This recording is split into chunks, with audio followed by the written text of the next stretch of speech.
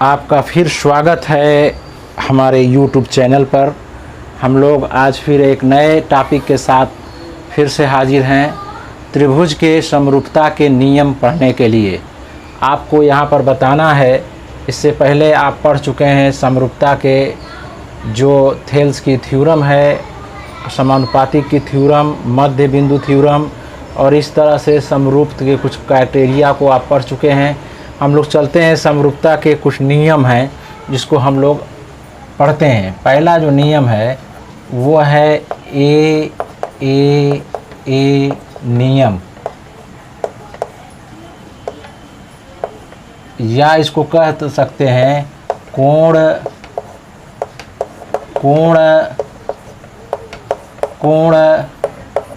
यानी त्रिभुज में तीन कोण होते हैं तो एंगल एंगल एंगल,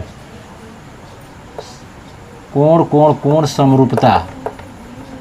समरूपता ये है। इसमें देखेंगे क्या है, इसमें क्या नियम है इसको ध्यान पूर्वक आपको देखना है। ए एंगल के लिए इसमें अगर दो त्रिभुज लिया जाए, एक त्रिभुज ए बी सी और दूसरा त्रिभुज लिया जाए डी ई एफ, ध्यान देंगे दो त्रिभुज लिया गया है।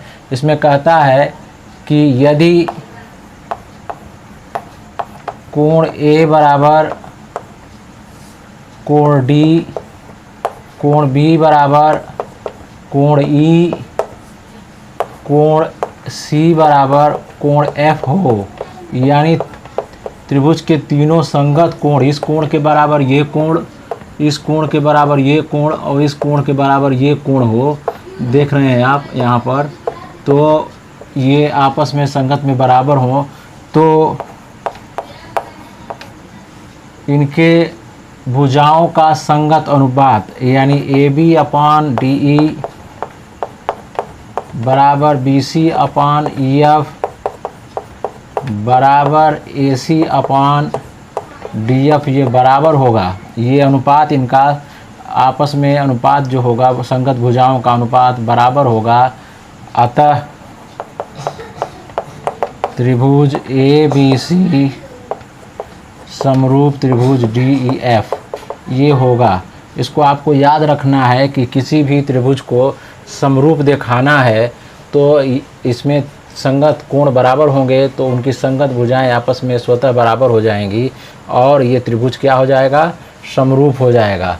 दूसरा आपका नियम है, ये है एस नियम, एस नियम जिसको कहा जाता है भुजा। एस मतलब साइड से है, भुजा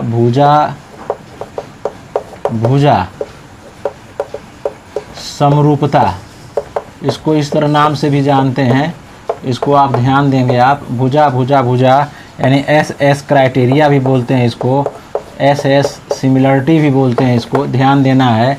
इसमें ये बात है, ये नियम ये है कि ए बी सी एक त्रिभुज हो, दूसरा त्रिभुज है डी ई एफ, ये दो त्रिभुज दिए गए हैं आपके सामने।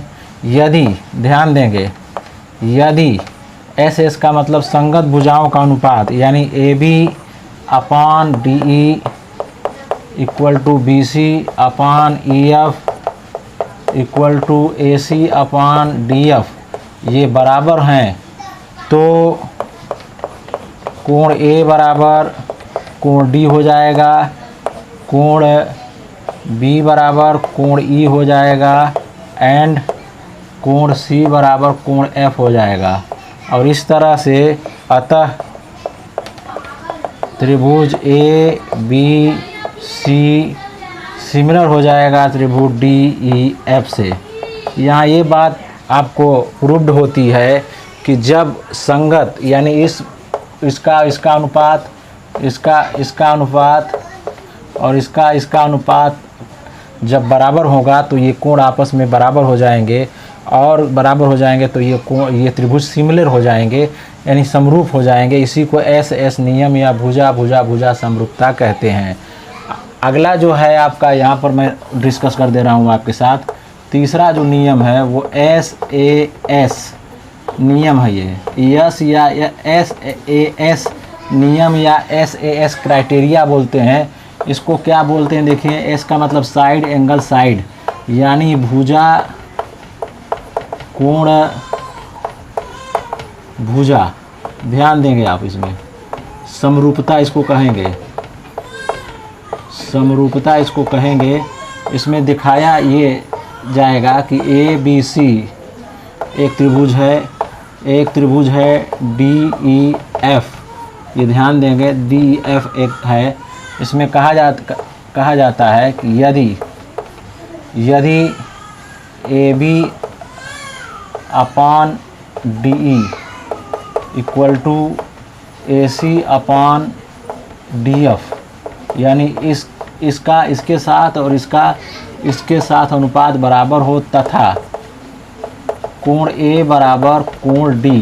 इसका क्या मतलब हुआ, यदि संगत दो भुजाओं का अनुपात बराबर हो और उनके दो भुजाओं के बीच का संगत कोण आपस में बराबर हो तो त्रिभुज ABC समरूप होगा त्रिभुज DEF के।